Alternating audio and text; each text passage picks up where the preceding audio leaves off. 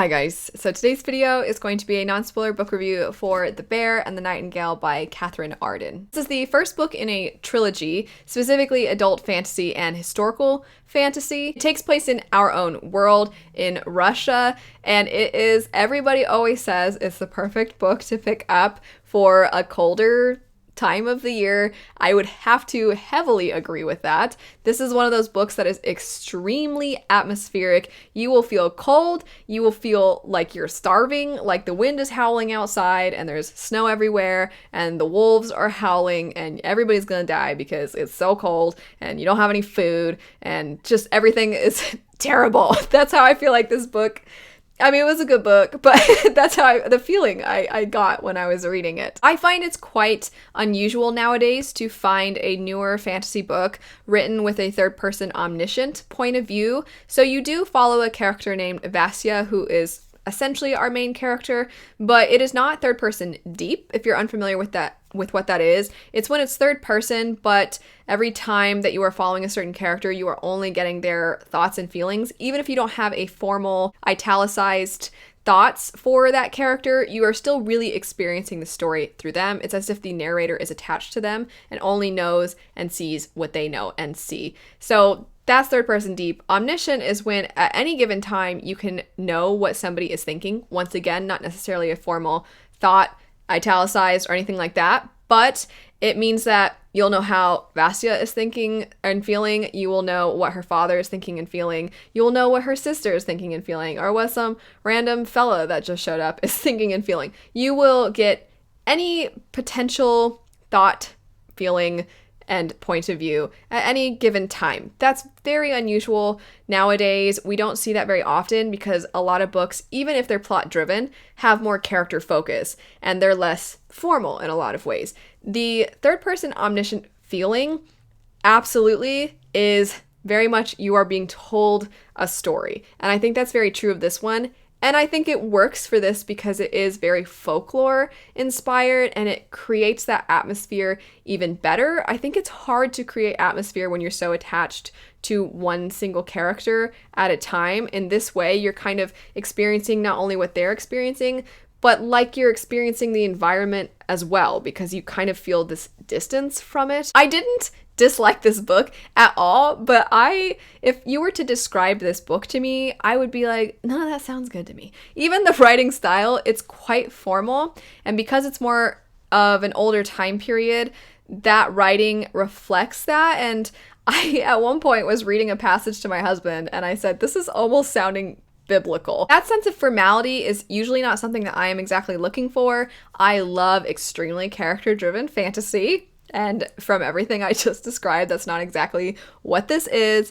And I appreciate atmospheric reads, but I find myself rarely thinking back on them and really relating to them and constantly replaying scenes in my head or thinking, oh my gosh, I can't believe the characters did that, or oh my gosh, it was so sad when that one character died. I'm not going to probably have those same thoughts once I have distanced myself from the book. And even while I'm reading the book, I might be like, oh, that was too bad. But it's a different kind of reading experience that doesn't make it lesser. It's just one of those books where if you had described this to me, I would absolutely know that that is not my taste and perhaps would not have picked it up, but I'm glad I still picked it up. I feel strangely conflicted about this because I don't mind recommending books that aren't my taste or the characters drove me up a wall. It doesn't bother me to recommend books that I don't love. This one's just strange because I enjoyed it. It's nothing of what I usually like. There are a few books that come to mind that if you have read these books might give you a better idea of what this one is like. One of them is Uprooted, which I didn't care for that one. I did quite enjoy this one though. The book Burial Rites is historical fiction, has that same sort of atmospheric, very cold feeling. I also think that And I Darken is very similar to this one. You kind of start out really distanced from the characters and then you zoom in a little more. This one did not zoom in quite as much as And I Darken. Apologies if you don't know what any of those books are, but the folklore elements, the historical fantasy elements of this book, I really think are one of the biggest standouts about it. And the folklore elements, I picked this up around Christmas because I thought, oh, okay, it's gonna be cold, be the perfect cozy read. And for most of the book, I was feeling like that was true. There's kind of a decent amount of family drama and almost political drama in a sense. But then when the folklore elements start coming in a lot stronger, it actually gets pretty creepy. Even though it's cold and literally the trilogy name is the Winter Night trilogy, I feel like this almost is more fitting for fall because some of the monstrous things that start to come up in the book, I was not expecting. It's also very dark fae inspired, and I don't know why, but that wasn't really what I thought I was going to get with this book. And the religious elements and how that ties to the fae and the folklore elements, the kind of clashing of those two, I thought was executed quite brilliantly in a very, very, very minor way. It sort of reminded me of Castlevania. And then also Witcher. I mean, this book is like a mashup of so many different things. If you've read the Witcher series, you know it's got kind of a historical fantasy feel, not at all to the extent of this one, because Witcher is very much fantasy, but it kind of feels like what you imagine medieval Europe to be like, and it's got all of these Central and Eastern European folklore elements tied in. This one has a lot of those things. So I would see certain words, and I'm like, hey, I know that's from Witcher, and it actually ended up being really sad. There was a lot of things about this book that were quite a downer, and the more you got into the book, the more bleak it became, the more depressing it became, the more you weren't really sure what was going on. And so when the fantastical elements really started to come to the front, I wasn't quite expecting them, but they seemed even creepier as a result because everything felt kind of like historical fiction initially. And then I feel like what the characters were experiencing, even though it wasn't character driven, ended up still creating a lot of those reactions in you because you felt like it was so real at first. And then you're seeing these things and you're like, oh my gosh, what would I do? This is scary. And I just thought I was really well executed. If you also appreciate beautiful atmospheric writing, I think you're going to really like that about this book.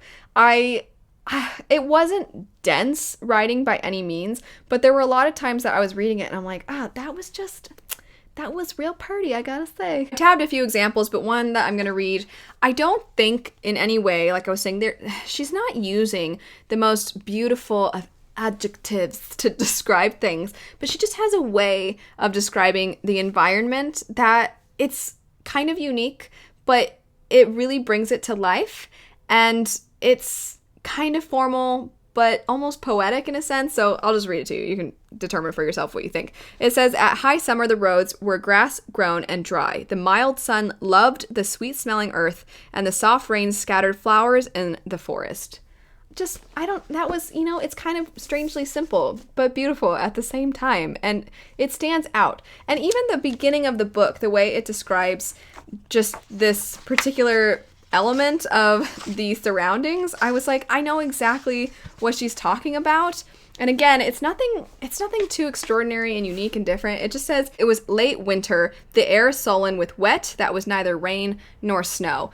I know that's nothing that fancy, but she just lays the groundwork for the setting really well. And that's another thing that's not, I don't always need that much of the environment described to me. I don't mind if it's slightly more basic and we're more focused on the characters. A lot of times I don't really want the environment described to me unless it plays a role in what's going on with the characters. I want it to tie back to the characters.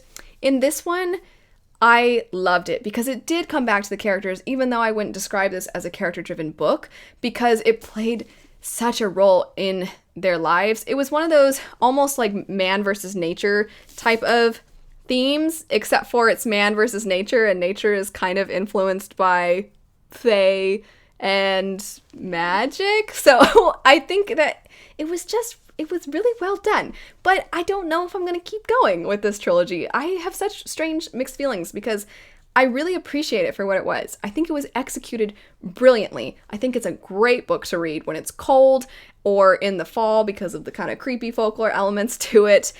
But it's just so not my thing. I don't know. You should definitely let me know if you think I should continue on with this book, if you think I'm going to feel similarly and maybe end up not loving the continuation, if I should keep going with it. If you haven't picked it up, but you're on the fence and you're thinking, okay, well, I also have that kind of taste, so I don't know, I would still highly recommend it. It's also quite short, so I think if you're in the mood for something moody, then this book is a great one to pick up. Definitely great if you want to feel cold. Maybe you live somewhere that is not cold right now and you wish that it was cold, so, you know, this could work for that too. Let me know what your thoughts on this book, though, if you have read it, if you plan to pick it up. I would love to know. But anyway, thanks so much for watching. I hope you have a fantastic rest of your day, and I'll see you all later. Bye.